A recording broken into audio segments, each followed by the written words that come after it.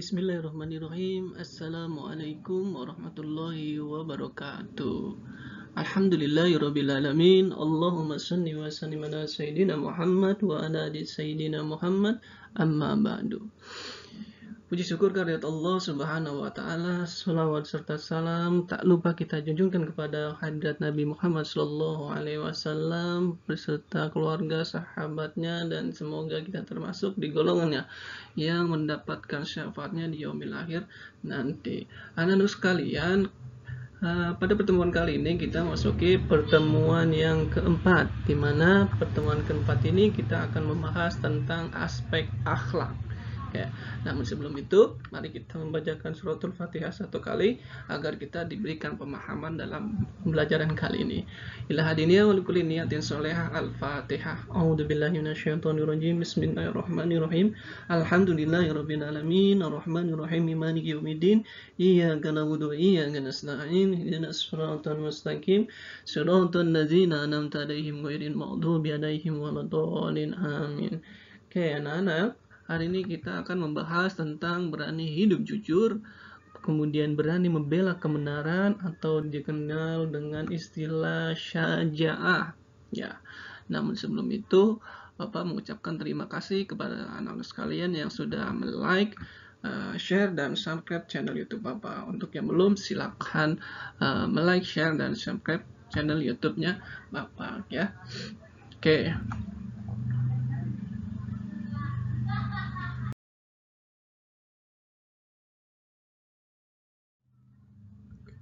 Kita akan membahas tentang KD 3.5 berani hidup jujur, berani membela kebenaran dan saja, atau dikenal dengan syaja'ah.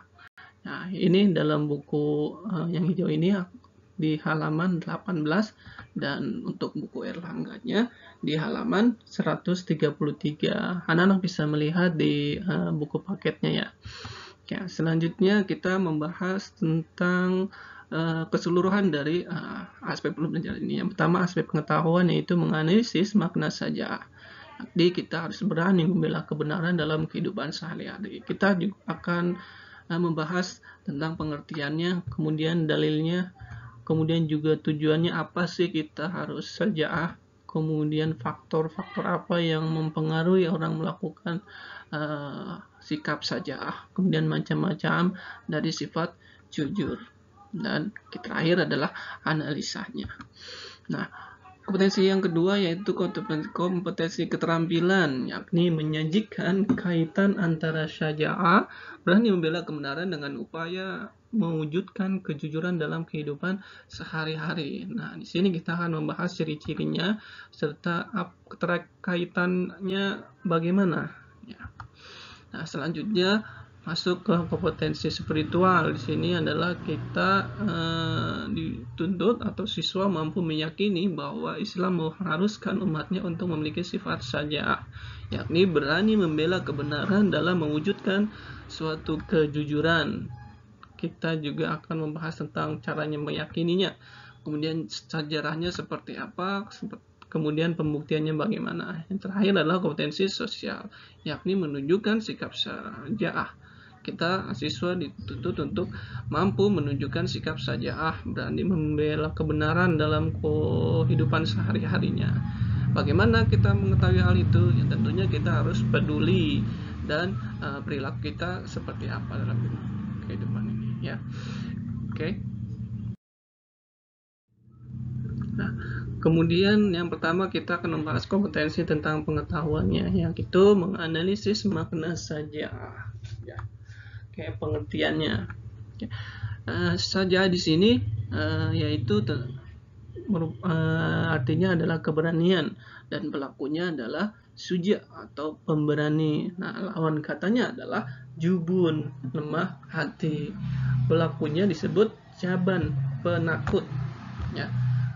Maksudnya adalah di sini Imam Ghazali mengartikan bahwa syaja'ah merupakan kekuatan akal sehat dalam mengendalikan nafsu agar tidak berbuat sehendaknya. Nah, berani di sini bukan berarti kita berani menentang siapa saja dengan tidak memperpedulikan benar atau salah. menuruti hawa nafsu, tetapi berani di sini kita didasari, dilandasi suatu kebenaran dengan mempertimbangkan akal sehat kita. Contoh misalkan kita bersikap jujur dalam belajar, bersikap jujur dalam mengerjakan tugas, bersikap jujur dalam melaksanakan ibadah. Nah, itu adalah salah satu contohnya.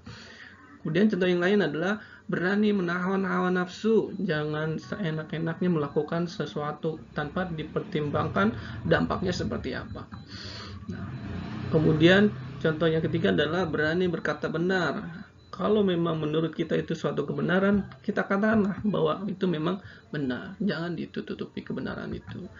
Nah, contoh yang keempat adalah berani mengakui kesalahan. Oke, di sini maksudnya kita ditunjuk, kita diberi tugas, misalkan kepada oleh guru untuk mengerjakan tugas, namun kita berbohong, kita melakukan kesalahan. Nah, maka dari itu kita harus akui kita memang belum mengerjakan tugas tersebut. Nah, kita harus berani mengakui kesalahan dan meminta maaf.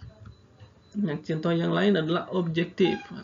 Kita harus melakukan pertimbangan-pertimbangan ataupun berlaku sikap yang objektif kepada siapapun. Jangan melakukan sesuatu sesuai dengan kepentingan diri sendiri ataupun kepentingan teman, kepentingan saudara. Di sini kita tidak boleh. Kalau memang orang lain itu merupakan suatu kebenaran, ya kita harus objektif bahwa itu memang benar, jangan membela yang tidak benar. Oke, seperti itu ya. Nah, dalilnya adalah A'udzubillahi minasyaitonirrajim. Bismillahirrahmanirrahim. Ya ayyuhalladzina amanu kunu qawwamina lillahi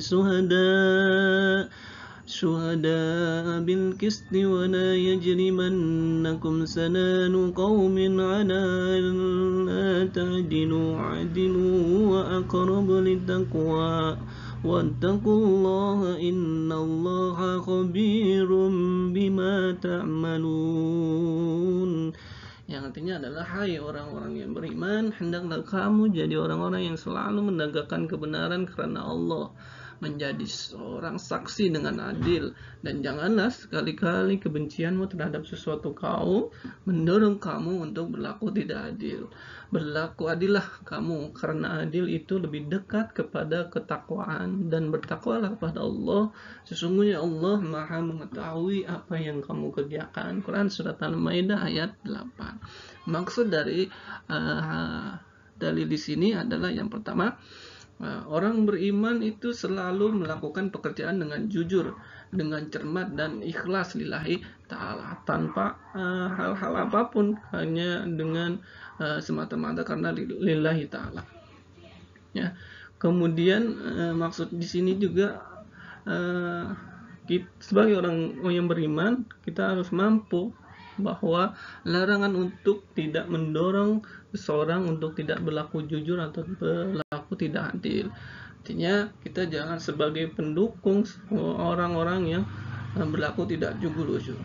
Oke, seperti itu ya.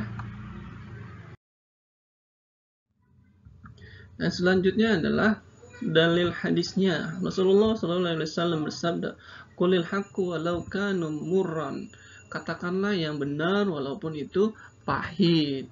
Nah, maksud hadis di sini menunjukkan bahwa Allah Subhanahu wa taala memerintahkan kepada orang-orang yang beriman agar tidak menjadi seorang yang penakut atau pengecut, karena akan membawa kepada kegagalan.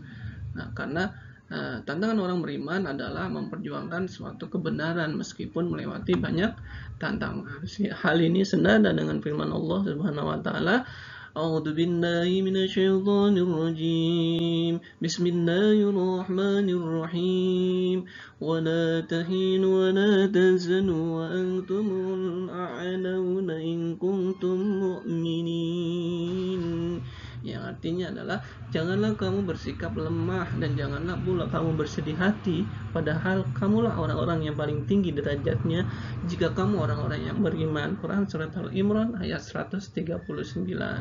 Nah, tujuannya apa sih? Sebagai seorang beriman kita harus berani membela kebenaran, berani bersikap jujur.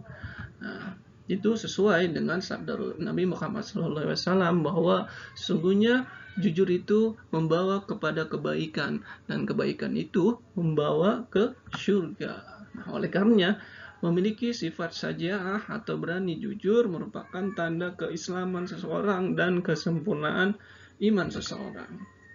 Nah, tujuan yang pertama adalah selamat dari keburukan, ya. Kemudian juga memiliki kedudukan yang tinggi di dunia dan di akhirat. Serta orang jujur juga akan dipermudah rezeki dan urusannya oleh Allah. Namun sebaliknya, jika kita tidak jujur, maka Allah akan mempersulit rezeki dan urusannya. Karena sekali-kali ia berbohong, maka selamanya akan berbohong juga demi menutupi kebohongan yang lainnya.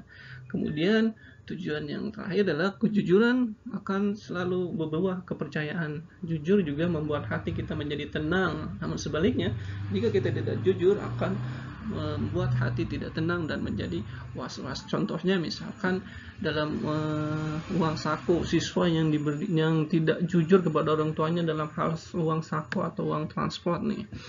Nah, dia akan merasa nuraninya itu tidak akan tenang. Dia sudah berbohong kepada orang tuanya dan hatinya juga akan gundah.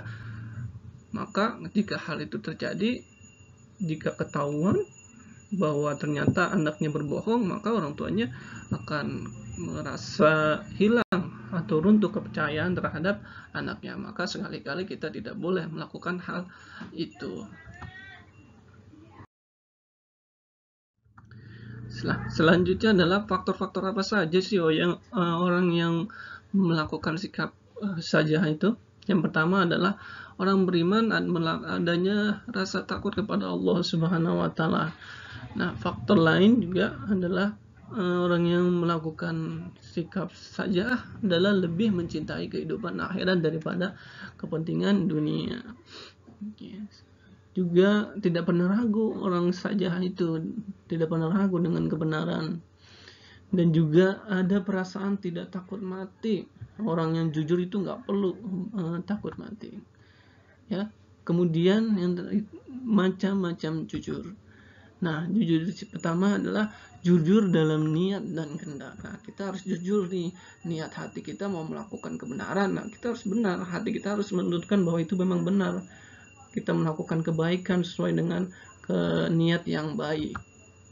Kemudian jujur dalam ucapan. Jangan sampai kita berucap tapi tidak jujur, berucap tapi bohong.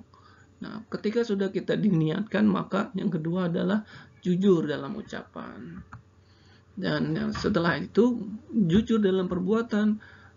Jangan sampai kita melakukan niat dengan jujur, ucapan dan jujur, tapi dalam perbuatan kita malah tidak jujur. Nah, ini adalah menjadi satu kesatuan bahwa jujur itu harus diawali dari niat, kehendak, kemudian ucapan, dilanjutkan dengan perbuatan. Nah, analisanya adalah dari kesimpulan yang kita bahas bahwa merealisasikan perilaku berani jujur, baik itu jujur dengan niat, lisan, ucapan, dalam perbuatan, maka diperlukan kesungguhan hati yang kuat dalam diri. Kejujuran dalam perilaku sehari-hari juga perlu diterapkan, baik pada diri sendiri, teman, keluarga, saudara, sahabat, orang lain, di lingkungan sekolah, maupun masyarakat dalam kehidupan sehari-hari. Nah, ketidakjujuran juga akan menimbulkan perasaan tidak tenang, was-was, serta hilangnya kepercayaan terhadap orang lain. Maka sekali-kali jangan sampai kita melakukan ketidakjujuran. Ya. Selanjutnya adalah kompetensi keterampilan. Ini menyajikan kaitan antara syaja'ah, berani membela kebenaran, dengan upaya mewujudkan kejujuran dalam kehidupan sehari-hari. Nah, ciri-cirinya bagaimana? Orang tersebut akan berjiwa besar, selalu tabah, dan selalu keinginannya, kemauannya selalu kuat, tidak tergoyangkan dengan hal apapun. Juga tahan menderita akibat perbuatan dari keyakinan. Juga orang-orang saja itu ada berhati tenang, tidak menuruti emosi, tidak menuruti hawa nafsu. Juga suka melakukan pekerjaan yang penting dan yang besar. Keterkaitannya apa? Nah, keterkaitannya adalah sikap syaja'ah yang dimiliki seorang akan mewujudkan sikap jujur. Nah, syaja'ah adalah sebagai salah satu induk dari akhlak. mulia, berarti sesuatu yang selalu sejalan dengan nilai-nilai kebaikan, kebenaran, dan kejujuran. Nah, perilaku saja'ah juga merupakan bagian dari amal soleh, pekerjaan yang baik, bermanfaat, dan patut kita kerjakan. Tidak boleh tidak. Nah, dalam terbentuknya sifat saja'ah, maka diperlukan waktu dan upaya dari orang-orang yang dengan cara pembiasaan diri.